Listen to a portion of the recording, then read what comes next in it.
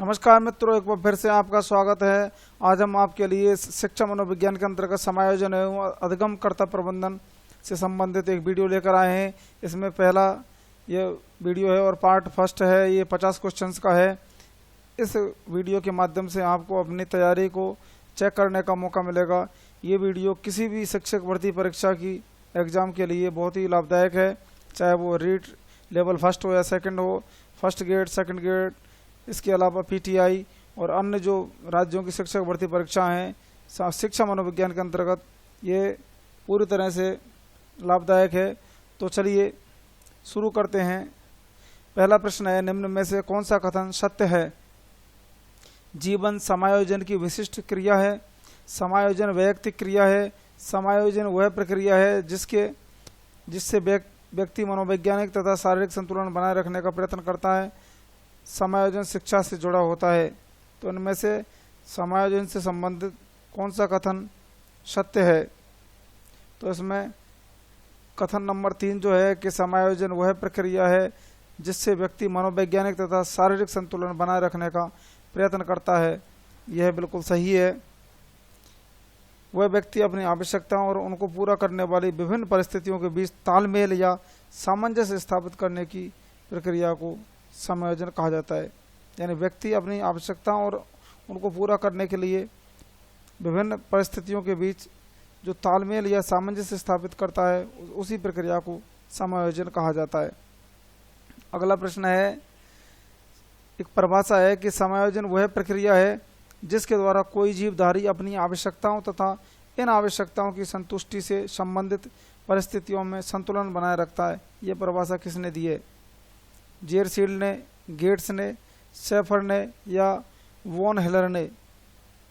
तो समायोजन से संबंधित यह जो परिभाषा है ये शेफर महोदय ने दी है कि समायोजन वह प्रोसेस यानी प्रक्रिया है जिसके द्वारा कोई जीवधारी अपनी आवश्यकताओं एवं इन आवश्यकताओं की संतुष्टि से संबंधित जो परिस्थितियां हैं उनके मध्य संतुलन बनाए रखता है। यह परिभाषा शेफर महोदय ने दी है। समायोजन की जो अन्य परिभाषाएं हैं वो कुप्पुस्वामी के अनुसार, कुप्पुस्वामी जो मनोविज्ञानी है उनके अनुसार है कि समायोजन के फलस्वरूप प्रसन्नता होती है क्योंकि इससे संवेगात्मक द्वंद्व और तनाव दूर हो जाते हैं। अब कुंडू एवं टूटू महोदय जो हैं उन्होंने कहा है कि समायोजन शब्द व्यक्ति एवं पर्यावरण के मध्य सुखद संबंध को व्यक्त करता है। सुखद संबंध की मात्रा दो बातों पर निर्भर होती है। पहला है व्यक्ति की शक्तियाँ और दूसरा है पर्यावरण की प्रकृति। समायोजन व्यक्ति एवं उसके पर्यावरण के उस संबंध को व्यक्त करता है जिसके द्वारा उसकी आवश्यकताओं की संतुष्टि सामाजिक अपेक्षाओं के अनुरूप होती है। अगली परिभाषा जो है वो है डॉक्टर एस चौहान की। डॉक्टर एस चौहान महोदय ने कहा है कि समायोजन का अर्थ एक आरोपित सामाजिक पर्यावरण की अपेक्षाओं एवं दबावों के प्रति उसकी अनुक्रिया है।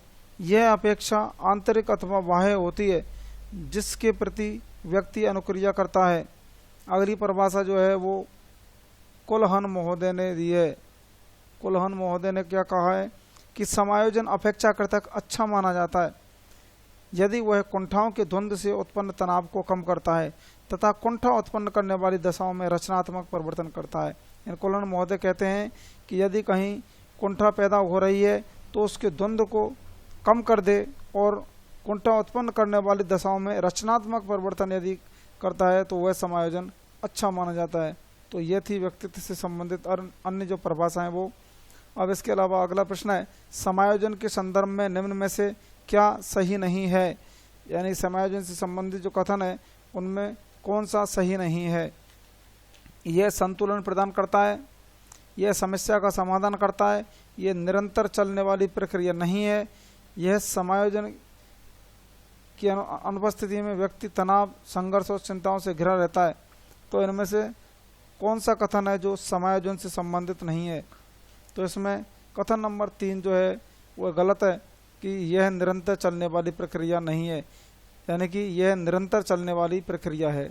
समायोजन जो है वो निरंतर चलने वाली प्रक्रिया है। जहाँ कहीं परिस्थितियाँ विपरीत होंगी वहाँ मनुष्य उनसे सामंजस्य बिठाने का प्रयास करेगा। तो इस प्रकार से ये निरंतर चलने वाली एक प्रक्रिया है। इसलिए ये जो कथन है ये गलत है कि ये निरंतर चलने वाली प्रक्रिया नहीं है।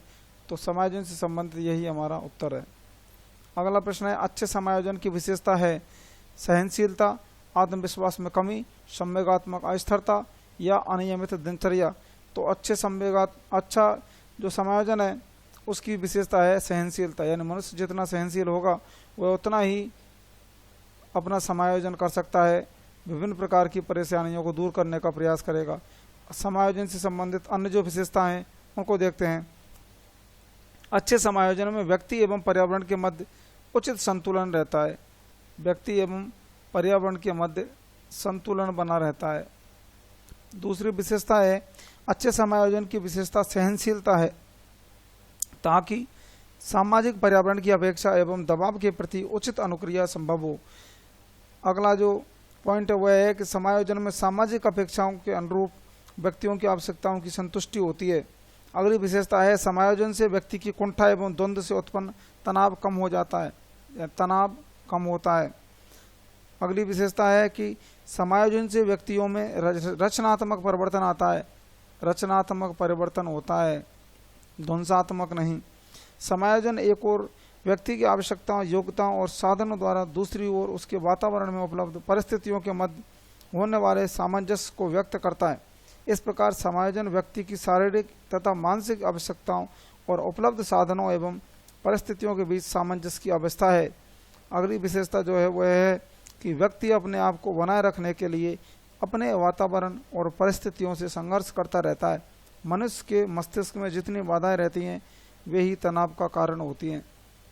इस प्रकार से समायोजन से संबंधित अन्य विशेषताएं ये थी, और हमारा यहाँ पे यानी अच्छे समायोजन की विशेषता जो है उसका उत्तर सहनशीलता रहेगा। तो जितना मनुष्य जितना सहनशील होगा वह परिस्थितियों से उतना ही समझौता कर सकेगा। अगला प्रश्न है कि निम्न में से कौन सा एक भली भांति समायोजित व्यक्ति का गुण नहीं है, यानी वह कौन सा गुण है जो भली भांति यानी अच्छी प्रकार से समायोजन करने वाले व्यक्ति का नहीं होता है। अपनी अच्छाइयों और कमजोरियों का ज्ञान, अपने आप को और दूसरों को सम्मान देना, आलोचक तथा दोष निकालने की प्रकृति होना, हालातों से संघर्ष करने की क्षमता।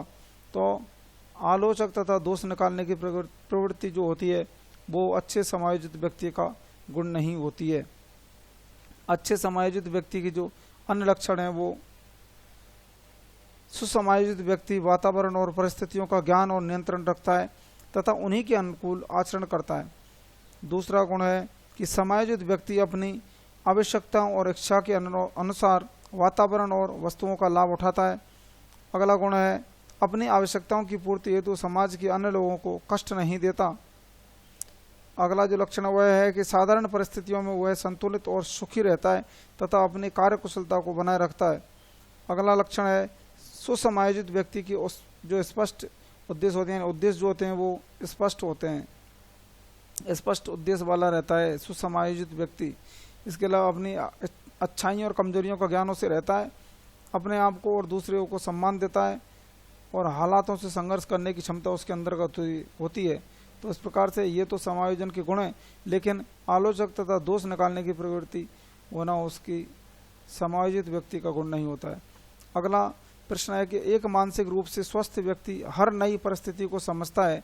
मानसिक रूप से स्वस्थ व्यक्ति कौन होता है?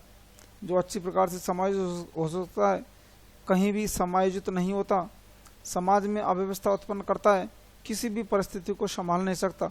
तो मानसिक रूप से स्वस्थ व्यक्ति जो रहता है वह अच्छी प्रकार से समायोजित हो सकता है, यानी कहीं भी समायोजित होने का गुण उसके अंतर्गत होता है। अगला पॉइंट है अगला प्रश्न नंबर 7, कौन सा संतुलित समायोजन का क्षेत्र नहीं है? अच्छा शारीरिक स्वास्थ्य, सामवेगिक संतुलित, अवदान की मांग, कार्यकुशलता। तो संतुलित समायोजन का क्षेत्र इनमें से कौन सा नहीं होता है? वह है अवदान की मांग। अच्छा शारीरिक स्वास्थ्य, सामवेगिक संतुलित एवं कार्यकुशलता जो है वो ये सभी अच्छे समायोजन के क्षेत्र होते हैं। अगला प्रश्न है किशोर के समायोजन की प्रक्रियाएं, शिक्षक का योगदान निम्न में से कौन सा है? यानी किशोर के समायोजन की प्रक्रिया में शिक्षक का योगदान इनमें से कौन सा रहता है कि किस प्रकार से वह किशोर को समायोजित कर सकता है? कमजोरियों को ज्ञान न कराना, मूलभूत आवश्यकताओं की पूर्ति न करना, आकांक्षा का उचित स्तर तय न करना और समस्या का समाधान न करना। तो किशोरों के समायोजन की प्रक्रिया में शिक्षक का जो योगदान रहता है वो कौन सा रहता है? आकांक्षा का उचित स्तर तय करना, यहाँ पे ना नहीं होना चाहिए। ये आकांक्षा का स्तर तय करने का कार्य जो है वो शिक्षक करता है। अगला प्रश्न है प्रश्न नंबर 9 कि निम्न में से किसने समायोजन के सिद्धांत का प्रतिपादन नहीं किया? फ्रायड ने, वाटसन ने, लेजारस ने या कार्ल जुंग ने? तो वे मनोविज्ञानी जिन्होंने समायोजन के सिद्धांत का प्रतिपादन नहीं किया था वे हैं वाटसन महोदय। अगला प्रश्न है प्रतिरक्षा प्रक्रिया है उत्तरदायित्व का स्थानांतरण, सचेतन व्यवहार, प्रतिरक्षा विवाद का साधन या व्यक्तित्व का रक्षा कवच? तो प्रतिरक्षा जो प्रक्रिया है वह है व्यक्तित्व की रक्षा कवच। इन प्रतिक्रिया व्यक्तित्व का रक्षा कवच होती है। अगला जो प्रश्न है वह है कि तनाव को घटाने एवं समायोजन की प्रत्यक्ष विधियां हैं। दूसरे लक्ष्यों का प्रतिस्थापन, बाधाओं को हटाना, उदात्तीकरण अथवा शोधन या दूसरा मार्ग खोजना। तो तनाव को घटाने एवं समायोजन की जो प्रत्यक्ष विधियां हैं वो इनमें से कौन सी हैं? ये कोड के माध्यम से इनका हमें चयन करना है। पहला कोड है 1, 2 और 4, दूसरा है 2, 3, 4, तीसरा है 1, 2, 3 और चौथा है 1, 3, 4। तो इनमें से जो 1, 2 एवं 4 ऑप्शन हैं वे इस प्रश्न का सही जवाब है कि दूसरे लक्ष्यों का प्रतिस्थापन किया जाए या बाधाओं को हटाया जाए या फिर दूसरा मार्ग खोजा जाए। ये प्रत्यक्ष विधियां हैं तनाव को घटाने एवं समायोजन करने की। बाधाओं को दूर करना, इस बारे में हम पता लगाते हैं कि व्यक्ति की आवश्यकता की पूर्ति में या लक्ष्य तक पहुंचने में जो अवरोध मार्ग में आते हैं वह चेतन रूप में दूर करने या पूर्ण रूप से नष्ट करने का प्रयास करता है उन्हें। इस प्रकार बाधाओं को दूर कर देने या नष्ट कर देने से व्यक्ति अपने उद्देश्य पूर्ति में सफल हो सकता है और उसका मानसिक तनाव दूर हो जाता है। अब है दूसरा मार्ग खोजना या अन्य कार्य विधि में परिवर्तन। जब व्यक्ति अपने उद्देश्य पूर्ति की मार्ग में आई बाधा को नष्ट या दूर नहीं कर पाता है तो वह दूसरा रास्ता ढूंढ निकालता है। दूसरा रास्ता ढूंढ लेने पर जब वह अपने उद्देश्य को पूरा कर लेता है तो उसका मानसिक तनाव अपने आप दूर हो जाता है। अगला हमारा जो विकल्प हुआ है कि दूसरे लक्ष्यों का प्रतिपादन। जब व्यक्ति अपने उपाय और हर समय संभव प्रयास करने पर भी अपने मूल लक्ष्य तक पहुंचने में असमर्थ रह जाता है तो वह उसी लक्ष्य से लगभग मिलता जुलता दूसरा लक्ष्य अपनाता है जो आसानी से पूरा हो सके। इस प्रकार प्रतिस्थापित लक्ष्य की पूर्ति से उसका तनाव कुछ कम हो जाता है। इस प्रकार से तनाव को घटाने एवं समायोजन की प्रत्यक्ष विधियां ये ऑप्शन नंबर 1, 2 और 4 हैं। अगले प्रश्न की ओर चलते हैं कि व्यक्तित्व समायोजन की प्रत्यक्ष विधि इनमें से कौन सी है? शोधन, प्रक्षेपण, प्रतिगमन या बाधा निराकरण? तो इनमें से प्रत्यक्ष विधि जो है वह है बाधा निराकरण। अगला प्रश्न है कि तनाव को कम करने की अप्रत्यक्ष विधि का उपाय निम्न में से कौन सा है? अब तक प्रत्यक्ष विधि छांटी थी, अब इसमें से अप्रत्यक्ष विधि को अलग करना है। आत्मीकरण, लक्ष्यों का प्रतिस्थापन, बाधा का निवारण या निर्णय।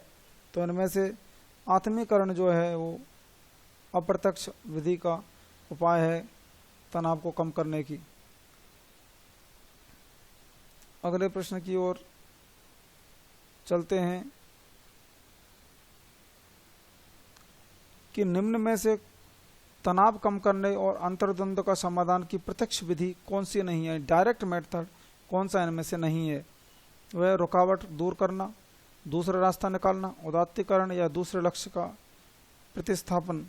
तो इनमें से जो उदात्तीकरण है वह अप्रत्यक्ष विधि के अंतर्गत आता है, प्रत्यक्ष विधि के अंतर्गत नहीं।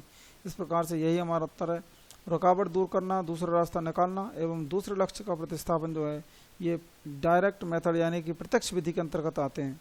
अगला प्रश्न है निम्न में से कौन सा तरीका प्रत्यक्ष समायोजन का है? प्रक्षेपण, दमन, प्रतिगमन, या लक्ष्यों का प्रतिस्थापन। तो ये लक्ष्यों का प्रतिस्थापन जो है वो प्रत्यक्ष समायोजन के अंतर्गत आता है। दोस्तों ये सारे प्रश्न जो है वो किसी न किसी शिक्षक भर्ती परीक्षा में रिपीट हुए हैं, चाहे वो रीट हो, आरटेट हो, 3rd grade, 1st grade, 2nd grade, ये सारी जो भर्ती परीक्षाएं हैं उनमें आए हुए हैं। इसलिए आपको यह परखने का भी मौका मिलेगा कि किस प्रकार के क्वेश्चंस जो हैं वो पूछे जाते हैं। अब अगला प्रश्न है, निम्न में से कौन सी रक्षात्मक क्रियाविधि नहीं है? प्रतिगमन, साहचर्य, क्षतिपूर्ति या उदात्तीकरण। तो यहाँ पर साहचर्य जो है वो रक्षात्मक प्रतिक्रिया विधि नहीं है। अगले प्रश्न की ओर चलते हैं कि निम्न में से कौन सी रक्षात्मक युक्ति नहीं है? तादात्म्य, क्षतिपूर्ति है, औचित्य स्थापन या साहचर्य। तो इस प्रश्न का जो सही जवाब रहेगा वह है साहचर्य। साहचर्य रक्षात्मक युक्ति के अंतर्गत नहीं आता। अब रक्षात्मक जो युक्तियां हैं उनको देख लेते हैं। पहला रहता है शोधन, मार्गांतीकरण, शुद्धिकरण, उदात्तीकरण या उन्नयन। दूसरी रक्षा विधि है पलायन, पलायन कर जाना यानी किसी चीज को छोड़ के चला जाना, या फिर इसको प्रतिगमन भी कहा जाता है, प्रतिगमन। इसको औचित्य स्थापन। अगला जो पॉइंट है वह है युक्तिकरण या तर्क संगतिकरण भी कहते हैं। अगली युक्ति रक्षात्मक है दिवास्वप्न, मंतरंग, कल्पना प्रवाह। अगला है दमन और छठी रक्षा युक्ति है प्रक्षेपण। सातवीं है प्रतिक्रिया निर्माण या विपरीत रचना। आठवीं है अंत प्रेक्षण और नवीं जो है वह है विस्थापन, विस्थापन कर दिया जाए, विस्थापन। और 10वीं जो है वह है समन। 11वीं है वास्तविकता अस्वीकीकरण और 12वीं है पृथक्करण यानी किन्हीं चीज़ों से अलग हो जाना, पृथक्करण कहलाता है। अगला जो रक्षा युक्ति है वह है तादात्म्य स्थापित करना और 14वीं रक्षा युक्ति है आश्रित होना यानी किसी अन्य के ऊपर आश्रित होना, ये रक्षात्मक युक्ति है। तो ये थी रक्षात्मक युक्तियाँ। तो इनमें से जो रक्षात्मक युक्ति नहीं है वह है साहचर्य। अगला प्रश्न है कौन सी रक्षात्मक युक्ति नहीं है? प्रक्षेपण, सामाजिक समायोजन, प्रतिगमन या प्रतिक्रिया। तो यहाँ पर सामाजिक समायोजन जो है वो रक्षात्मक युक्ति के अंतर्गत नहीं आता। तो ये विभिन्न रक्षात्मक युक्ति हैं जो हैं वो अभी प्रश्न नंबर 17 में बताई गई थी, ये आती रहती हैं प्रश्नों के रूप में। अगला प्रश्न है निम्न में से कौन सी तकनीक व्यक्ति के संवर्गों को नियंत्रित करने में सहायक नहीं है? दमन, प्रतिस्थापन, प्रतिगमन या पृथक्करण। तो पृथक्करण जो है वो व्यक्ति के संवर्गों को नियंत्रित करने में सहायक नहीं है। अगला प्रश्न है तनावों को कम करने का अप्रत्यक्ष तरीका है? विश्लेषण एवं निर्णय, बाधाओं को दूर करना, उदात्तीकरण या लक्ष्यों का प्रतिस्थापन करना। तो तनाव को कम करने का जो अप्रत्यक्ष तरीका रहेगा वह रहेगा उदात्तीकरण। अगला प्रश्न है एक 8 वर्षीय बालक अपने, इससे पहले ये जो उदात्तीकरण है इसके बारे में जान लेते हैं कि किसी घटना विशेष से हृदय परिवर्तन होना उदात्तीकरण कहा जाता है। जब किसी व्यक्ति का कोई कार्य असामाजिक हो और किसी घटना विशेष की वजह से उसका वह असामाजिक कार्य सामाजिक हो जाता है तो इसे उदात्तीकरण कहा जाता है। यानी असामाजिक का सामाजिक हो जाना किसी घटना विशेष की वजह से। जैसे वाल्मीकि जो डाकू था, वाल्मीकि डाकू का ऋषि बनना,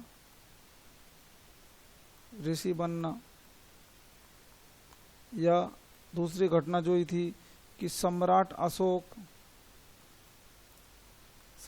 अशोक का कलिंग युद्ध के बाद अहिंसक बनना। कलिंग युद्ध जो हुआ था उसके बाद उसने हिंसा को त्याग दिया था और अहिंसा को अपना लिया। इसकी जो अन्य उदाहरण है उसको हम और देखते हैं कि एक चोर ने चोरी की, एक घर से 20 लाख रुपए चुराए, रात को घर आया, खाना पिया, खाया और सो गया। सुबह घूमने गया तो रास्ते में एक जगह भीड़ जमा हो रही थी। चोर ने पूछा, भाई भीड़ कैसे जमा हो रही है, क्या हुआ? तो उसने कहा, पता नहीं भैया। चोर ने अंदर जाके देखा तो एक ही परिवार के कुछ लोग मरे हुए हैं, एक दो हार्ट अटैक से, बाकी जो अन्य लोग थे उन्होंने आत्महत्या कर ली थी। शेष रही एक बुढ़िया और छोटे छोटे बच्चे। चोर ने देखा कि यह तो वही परिवार या घर है जहां रात को मैंने चोरी की थी। चोर ने यह घटना देखकर उसका हृदय परिवर्तन हो गया। चोर ने जब यह घटना देखी तो उस घटना से हृदय परिवर्तन हो गया और उसने सारा पैसा समाज सेवा में लगा दिया तथा हमेशा हमेशा के लिए चोरी करना छोड़ दिया और वह समाज सेवी बन गया। इस प्रकार से ये जो एग्जाम्पल्स दिए गए हैं ये उदात्तीकरण के हैं, यानी किसी घटना विशेष की वजह से सामाजिक व्यक्ति यदि असामाजिक, यानी सामाजिक व्यक्ति जो है वो असामाजिकता को छोड़ दे, यानी विभिन्न प्रकार की अन्य खराब हरकतों को छोड़ते हुए कोई असामाजिक व्यक्ति सामाजिक बन जाता है, यानी अच्छा व्यक्ति जब बन जाता है कोई खराब व्यक्ति, तो इसे उदात्तीकरण कहा जाता है। कहीं गलत कार्यों को छोड़ के और सही रास्ते पे आ जाए। अगला प्रश्न है अब कि एक 8 वर्षीय बालक अपने छोटे भाई की तरह घुटने चलता है, यह उदाहरण जो है वो किसका है? प्रतिगमन का, युक्तिकरण का, दमन का या क्षतिपूर्ति का?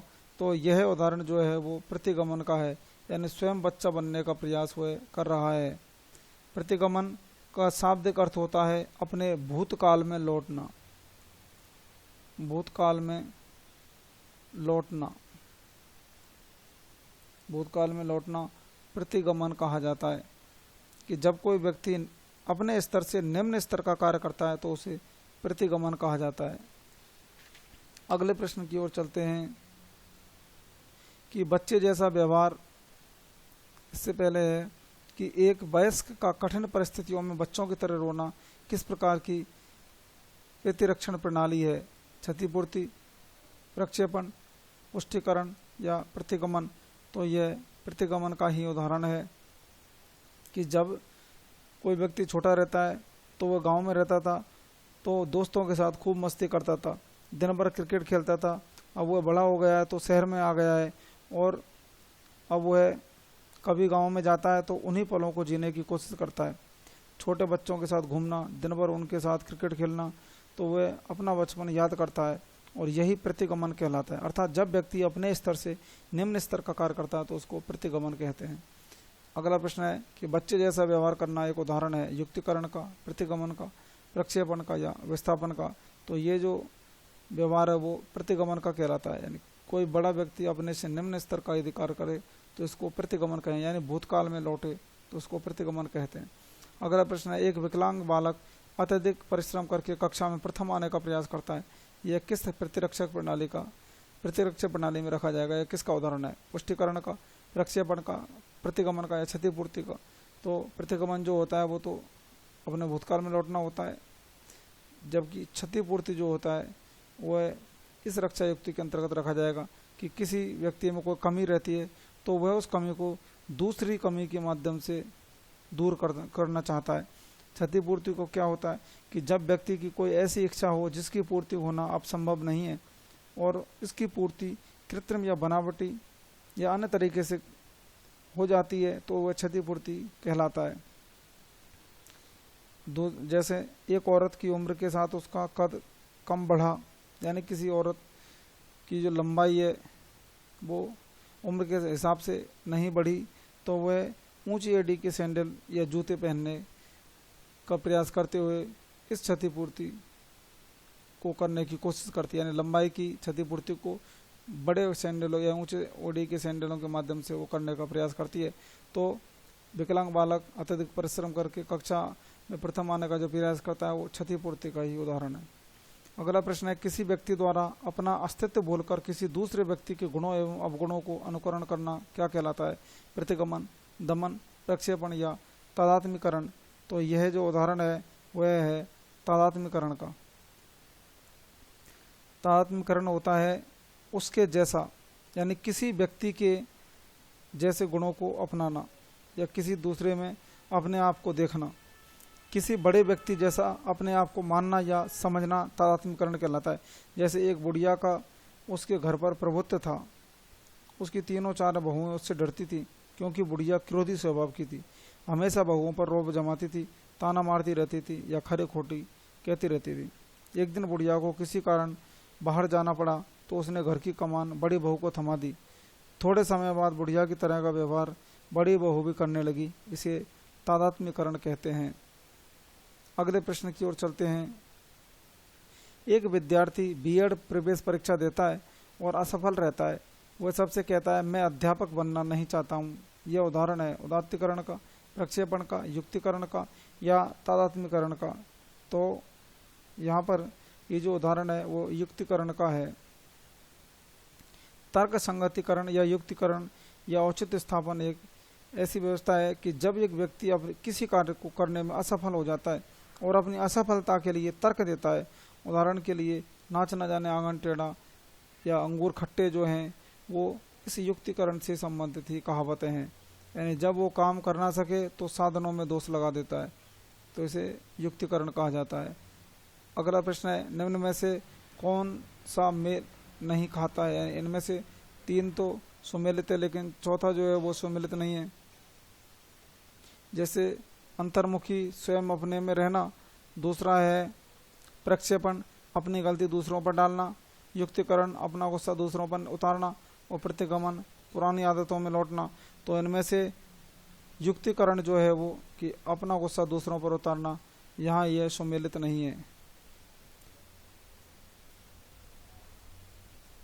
अगला प्रश्न रहेगा कि जब एक विद्यार्थी स्वयं की असफलता का दोष असहयोगी कारकों को देता है जिससे उसकी अवांछित व्यवहार से ध्यान हट जाए तो वह कहलाता है उदात्तीकरण, दमन, तादात्म्यकरण या प्रक्षेपण।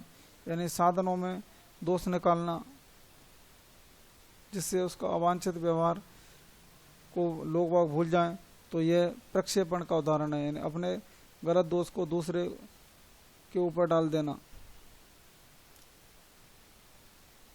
अगला प्रश्न है कि एक बालक जो पढ़ने में कमजोर है अपनी असफलता का कारण अध्यापक का पक्षपात बताता है। वह निम्न में से किस रक्षा युक्ति का प्रयोग कर रहा है? उत्क्रमण रचना का, प्रक्षेपण का, दमन का या क्षतिपूर्ति का? तो यहाँ पर ये जो उत्तर रहेगा वह है प्रक्षेपण का। अब प्रक्षेपण क्या होता है कि जैसे पुलिस वाले ने वाहन चालक को रोका, पुलिस ने कहा कि हेलमेट नहीं पहना है, ये लाइसेंस नहीं है, या चलो इसका चालान काटते हैं। तो वाहन चालक कहता है कि क्या साहब आप तो बस वो देखे हैं जब बिना हेलमेट निकल गया था, या उस पर 2-3 यानी बाइक पर 2-3 लोग बैठकर जा रहे हैं, वो ओवरलोड बस जा रही है, बस आपको तो मेरे को ही पकड़ना था। यानी कि खुद की जो कमी है उसको दूसरों के ऊपर डाल देना प्रक्षेपण कहलाता है। अगला प्रश्न है कि एक व्यक्ति जो अपने आप को एक कमरे में बंद कर लेता है और किसी से मिलने या बात करने से मना कर देता है तो वह कौन सी रक्षा युक्ति काम में ले रहा है? विस्थापन, तार्किकीकरण, प्रक्षेपण या पलायन? तो यह पलायन करने की प्रवृत्ति है। यानी किसी व्यक्ति ने अपने आप को कमरे में बंद कर लिया और किसी से मिलने या बात करने से मना कर दिया तो यह बाधाओं से भागने का एक सिस्टम है। पलायन परिस्थिति को देखकर पहले से ही भाग जाना या पहले ही मनोवृत्ति बना लेना, यह कहलाता है। प्रथम श्रेणी शिक्षक भर्ती के पेपर में 1 से 20 तक के जो प्रश्न है वो विद्यार्थी को नहीं आए तो विद्यार्थी सोचने लगा कि अब तो वह फेल हो गया, उसे कोई नहीं बचा सकता। उसने पूरा पेपर देखे बिना ही मनोवृत्ति बना ली कि वह फेल हो गया। यह मनोवृत्ति जो है वो पलायन कहलाती है। इस प्रकार से ये युक्ति का एक प्रकार है। अगला प्रश्न है कि एक छात्र जो कक्षा में अपने अध्यापक की डांट सुनकर घर पर आया और अपने छोटे भाई को डांटता है तो यह उदाहरण निम्न में से किस रक्षा युक्ति से संबंधित है? प्रक्षेपण, प्रतिक्रिया निर्माण, प्रतिस्थापन या मार्गांतरीकरण? तो यह जो है वो प्रतिस्थापन का एक उदाहरण है। विस्थापन या प्रतिस्थापन जो है वो यह कहलाते हैं कि एक व्यक्ति अपने गुस्से का प्रदर्शन सीधा सीधा उस व्यक्ति पर नहीं कर सकता जिस पर गुस्सा आया, बल्कि अपने से कमजोर या निम्न स्तर के व्यक्ति पर करता है, तो उसे विस्थापन कहते हैं। उदाहरण के लिए ऑफिस में बड़े अधिकारी से डांट खाकर कर्मचारी घर आकर अपनी पत्नी एवं अपने बच्चों पर गुस्सा निकालता है तो उसको प्रतिस्थापन कहते हैं। अगला प्रश्न है, एक छोटा बालक किसे यानी जिसे उसके एक साथी ने पीटा है, घर लौटने पर उसके छोटे भाई को लगता है यानी लात लगाता है, यह बालक जो प्रतिरक्षा युक्ति अपना रहा है वो उसको क्या कहते हैं? प्रतिस्थापन, प्रतिगमन, प्रक्षेपण या युक्तिकरण। तो अपने से बड़े से प्रकार और छोटे भाई को परेशान करना, ये जो युक्ति है वह है प्रतिस्थापन। अगला प्रश्न है, समायोजन की प्रक्षेपण विधि है प्रत्यक्ष विधि, अप्रत्यक्ष विधि, क्षतिपूरक विधि या आक्रामक विधि। तो समायोजन की प्रक्षेपण विधि है वह है अप्रत्यक्ष विधि के अंतर्गत आती है। निम्न में से कौन सा व्यवहार भावनात्मक बाधा को प्रदर्शित करता है? आक्रामकता, मित्रों से अच्छा व्यवहार, अध्ययन में रुचि या संतुलित संवेग। तो भावनात्मक बाधा को प्रदर्शित करने का जो प्रकार है वह है आक्रामकता। अगला प्रश्न है कि जब व्यक्ति असफलता, दुख, पीड़ा को बलपूर्वक भूलने का प्रयास करता है तो उसे कहते हैं प्रतिगमन, तादात्म्यकरण, प्रक्षेपण या दमन। तो इसको कहेंगे दमन, यानी बलपूर्वक किसी चीज को भूलना दमन कहलाता है। अगला प्रश्न है कि किशोरों में संवेग के नियंत्रण का सबसे अच्छा उपाय निम्न में से कौन सा है? युक्तिकरण, प्रक्षेपण, शोधन या दमन। तो किशोरों में संवेग नियंत्रण का सबसे अच्छा जो उपाय है वह है शोधन। अगला प्रश्न है कि बालक के कुसमायोजन से तात्पर्य है साधारण सी बाधा उत्पन्न होने पर मानसिक संतुलन खो देना, पर्यावरण से संतुलन स्थापित नहीं कर पाना, संतुष्ट एवं सुखी नहीं रहना या उपरोक्त सभी। तो ये उपरोक्त सभी जो हैं यानी कि साधारण सी बाधा उत्पन्न होने पर मानसिक संतुलन खोना, पर्यावरण से संतुलन स्थापित नहीं कर पाना, संतुष्ट एवं सुखी नहीं रहना, ये कुछ समायोजन के उदाहरण है। तो कुछ समायोजन यानी माला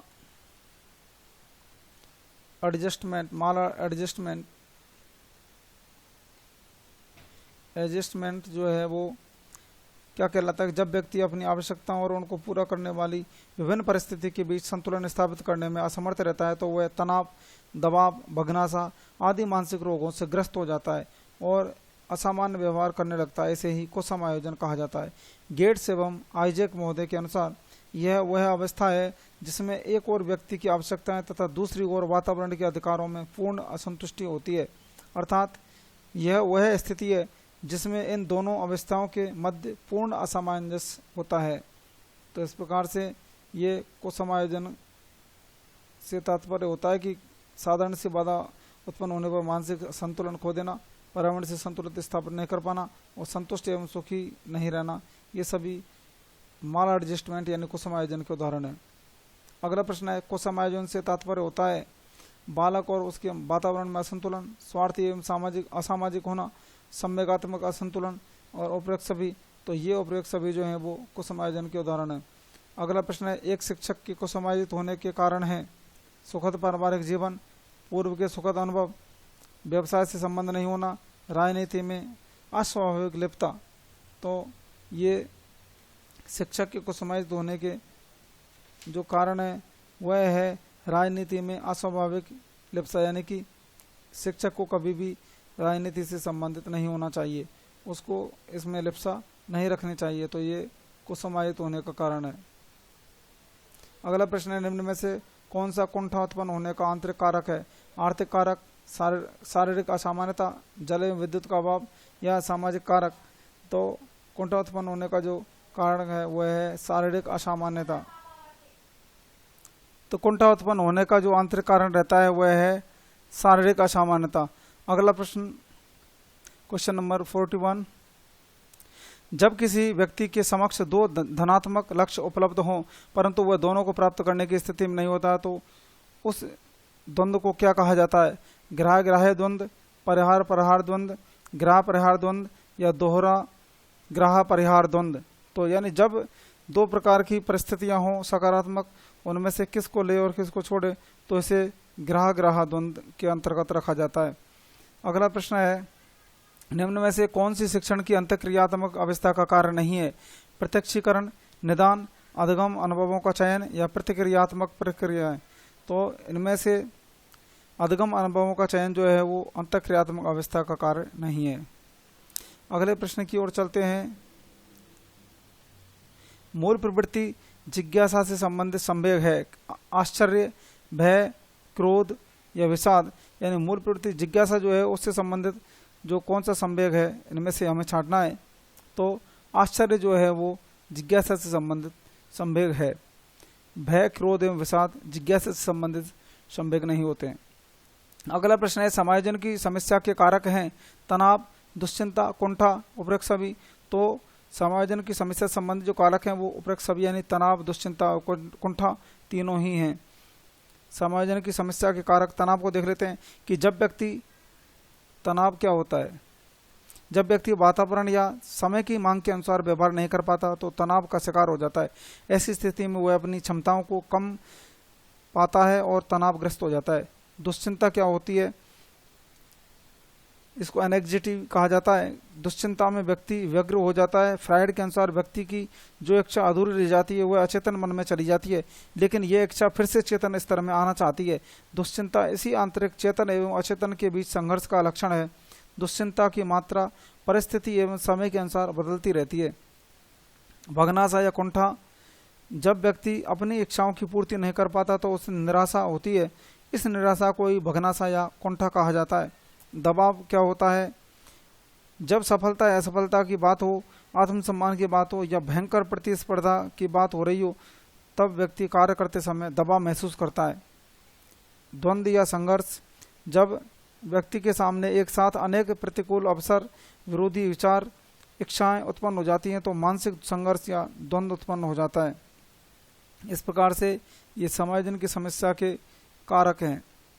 अगला प्रश्न है कि असमायोजन परिणाम है कुंठा का, तनाव का, संघर्ष का या उपरोक्त सभी का। तो किस परिस्थिति की वजह से असमायोजन होता है, तो ये तीनों ही जो कारक हैं वो असमायोजन का परिणाम है, कुंठा, तनाव एवं संघर्ष।